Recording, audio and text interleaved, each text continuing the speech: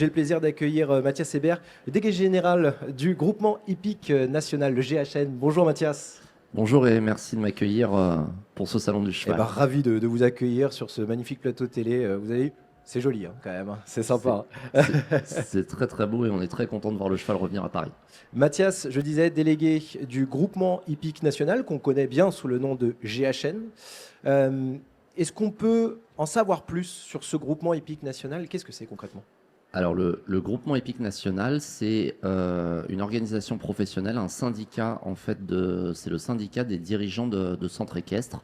C'est une institution qui est née en 1972 au moment de la professionnalisation des activités équestres, où en fait les dirigeants de l'époque avaient besoin d'une entité leur permettant de dialoguer avec les pouvoirs publics, mais aussi de pouvoir leur apporter la réponse à leurs questions, leurs questions liées à leur activité qui était organisée de façon professionnelle, ce qui était assez novateur pour l'époque. Par contre, je me permets de revenir. Vous avez dit du monde des courses hippiques. On est très en lien avec les courses hippiques et ce sont des partenaires indéfectibles. Mais le GHN s'occupe vraiment de l'activité, enfin des activités équestres. Des activités équestres, effectivement pas que les courses hippiques, je rectifie évidemment. Alors concrètement, donc merci pour cette présentation du GHN. Quelles sont vos missions concrètement? Alors, la mission première du GHN, c'est vraiment la défense syndicale. C'est-à-dire qu'on est la courroie de transmission, en fait, entre les différents organismes d'État, le gouvernement, les députés, les parlementaires, en fait, les différents lieux de pouvoir où se décident les sujets réglementaires, voilà, tout type de sujet réglementaire. Et l'enjeu majeur du GHN, c'est de pouvoir porter la voix des dirigeants dans ces endroits-là, de manière à défendre les intérêts de l'entreprise équestre au sens large. Mais de façon complémentaire, on apporte aussi un service juridique aux dirigeants qui sont adhérents chez nous, c'est-à-dire que chaque dirigeant, pour toute tracasserie juridique du quotidien, peut appeler les services du GHN, et là on a une équipe de juristes pour leur répondre.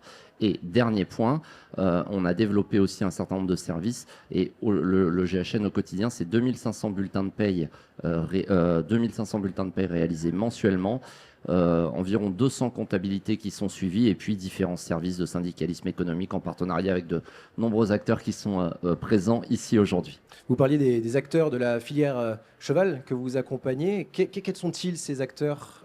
C'est des centres équestres pour la plupart? Alors, nous, on va avoir des adhérents qui sont à 99% constitués de centres équestres. Centres équestres qui sont qui sont aujourd'hui des entreprises privées et qui donc font appel au service du GHN pour eh bien, les accompagner dans la conduite de leur entreprise équestre, et puis également les accompagner sur tout le volet social de l'entreprise. C'est vraiment une spécialité du GHN, puisqu'on est on est doté de la représentativité, c'est-à-dire que le ministère du Travail a désigné le GHN comme représentatif des activités équestres, et en ce sens-là, on participe avec les organisations de salariés, donc toutes les organisations syndicales bien connues, à la rédaction et à la modification régulière de la convention collective, de manière à ce que cette convention collective, elle corresponde aux besoins des entreprises et qu'elle soit aussi favorable pour les salariés. Si on en vient un petit peu plus précisément à votre mode de fonctionnement, comment ça fonctionne une fois qu'on adhère au GHN? Alors, on est une association de loi 1901, donc la première des choses, c'est d'adhérer au GHN. C'est particulièrement important parce que la représentativité dont on parlait précédemment du GHN, elle est notamment évaluée au nombre de personnes qu'on représente, et donc il y a cette démarche d'adhésion. Donc à partir du moment où les gens adhèrent chez nous, ils bénéficient d'un certain nombre de services. On a plusieurs vitesses d'adhésion. Le projet politique du GHN, c'est vraiment d'être accessible à tout le monde, et donc on a un premier niveau d'adhésion vraiment très très accessible économiquement, de manière à pouvoir donner l'accès à je dirais le vadémécum du juridique équestre. Et ça, en fait, une fois que les gens ont adhéré chez nous, ils y ont accès principalement sur notre site internet, qui est aujourd'hui un moyen de communication privilégié, mais également au travers d'informations qui sont, enfin, je dirais ce qu'il ne faut pas manquer, Oui. qui est compilé au travers de newsletters adressés tous les 15 jours. D'accord, ok, très bien. Donc effectivement, j'allais revenir sur les raisons pourquoi adhérer, mais vous avez commencé déjà à l'expliquer. Je pense qu'on pourrait résumer ça par accompagnement, véritablement. C'est vraiment le mot. Ouais, c'est exactement ça. C'est vraiment une association qui s'est construite pour permettre aux dirigeants d'avoir une écoute et un accompagnement sur ce volet entrepreneurial qui voilà, est assez spécifique de nos activités. Et puis au-delà de pourquoi adhérer, également parce que le nombre d'adhérents du GHN, de par son nombre d'adhérents, le GHN tire sa légitimité dans les discussions qu'il a avec les pouvoirs publics. Et plus on va être nombreux et soudés, plus la voix des centres équestres va porter dans les grands dossiers régaliens qu'on a accompagnés. Oui, puisque je suppose que vous avez une connaissance des enjeux des différents centres équestres, de par aussi le retour d'expérience de vos membres actifs. C'est exactement ça. C'est-à-dire que donc, en tant qu'association loi 1901, on a une gouvernance qui est pilotée par des dirigeants de centres équestres.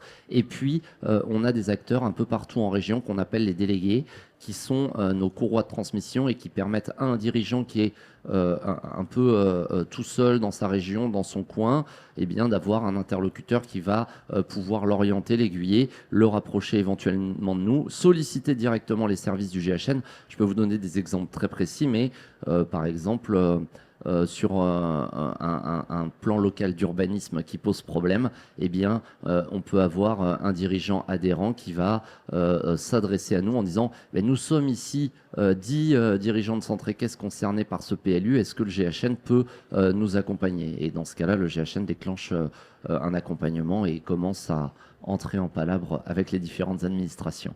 Effectivement, je suppose qu'il y a des interrogations qui sont d'ordre national, mais effectivement, il doit y avoir des interrogations d'ordre plus local, on va dire. Et effectivement, ce maillage, en tout cas territorial, vous permet de répondre à toutes ces demandes et de faire aussi remonter des retours d'expérience, comme je le disais tout à l'heure. C'est hyper important parce que autant on est une petite équipe, hein, le GHN c'est une équipe de 23 personnes, paye, compta, juridique, tout inclus.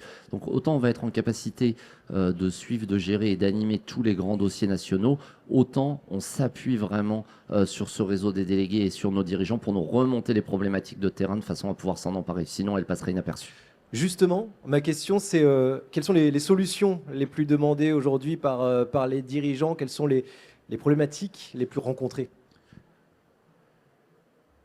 Les problématiques les plus rencontrées. Et les solutions les plus demandées. Alors, les solutions, je vais faire une vraie réponse de Normand parce que les solutions les plus demandées, le GHN, il est équilibré sur 3 piliers qui sont la défense syndicale, la comptabilité et la paye, et qui sont chacun des services. Il y a vraiment une grosse demande sur le volet social, parce qu'on sait que pour un dirigeant, on s'adresse à des TPE, PME. L'environnement juridique social en France est relativement lourd et à peu près inaccessible à un dirigeant d'entreprise qui passe déjà 35, 40, 50, 60 heures sur son exploitation. Voilà, donc ça nous est très largement délégué. Et puis après, non, vraiment, c'est très variable. On va être contacté pour une difficulté relationnelle avec des propriétaires. On va être contacté pour un problème de permis de construire. Voilà, enfin, je veux dire, l'administration française est relativement prolifique en ce sens et donne nombre de sujets à nous rapporter.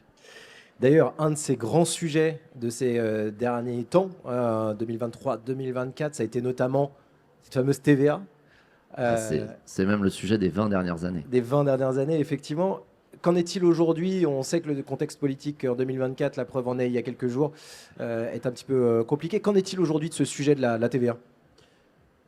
Alors, sur la TVA, on a obtenu en 2023, donc application 2024, un taux de TVA réduit pour les activités équestres, pour les prestations des établissements équestres qui permettent l'équitation. Donc, sur ce volet-là, on a englobé aujourd'hui la quasi-totalité des prestations des établissements équestres.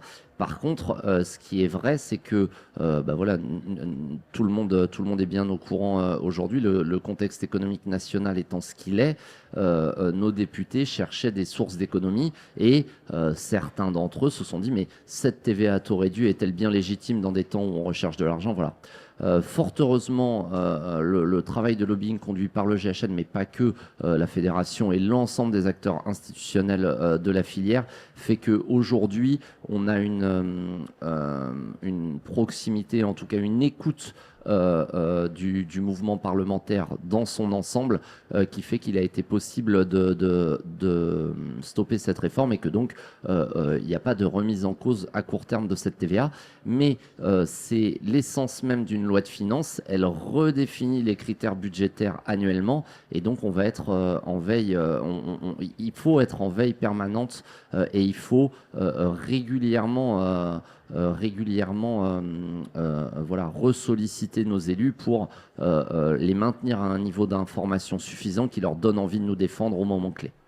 Effectivement. Pour venir conclure, on va se projeter. Quels sont vos objectifs et vos enjeux pour les mois, l'année à venir ?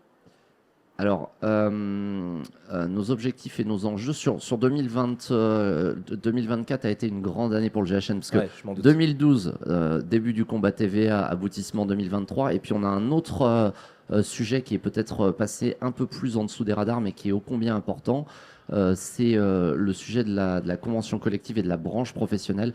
C'est un tout petit peu plus technique, mais par le passé, il existait une convention collective pour les personnels des activités hippiques au trot, une convention collective pour les personnels des activités hippiques au galop et une convention collective pour les activités équestres. Voilà, la législation imposait en fait que les branches atteignent un certain volume pour pouvoir perdurer, ce qui est hyper important pour nous parce que cette convention collective, c'est le nœud gordien de la relation de travail entre salariés et dirigeants. Et donc, il était important pour nous de trouver un moyen d'augmenter ce volume mécaniquement de manière à pouvoir conserver cette convention collective et cette législation autour de l'emploi en activité équestre.